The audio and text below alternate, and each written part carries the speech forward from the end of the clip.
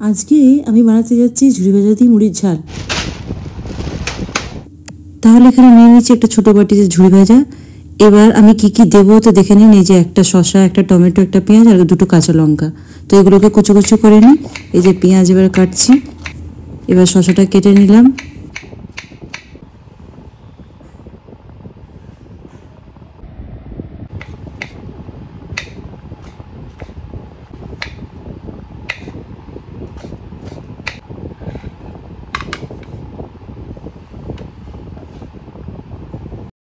আমি এখানে মুড়িতে দুটো কাঁচা লঙ্কা দিয়েছি, যেহেতু ঝালটা একটু বেশি খাই আমরা, তো ওই জন্য দুটো কাঁচা লঙ্কা দিলাম। আপনারা নিজের মতন করে কাঁচা লঙ্কা অ্যাড করবেন। এখানে মুড়ি আমি একটা বড় বাটিতে নিয়েছি, দেখে নিন পরিমাণটা আপনারা। তো এবার এর মধ্যে আমি একটু তেল দিয়ে দেবো, হালকা সামান্য তেল। এবার ঝুড়ি ভাজাটা অ্যাড করে দেবো।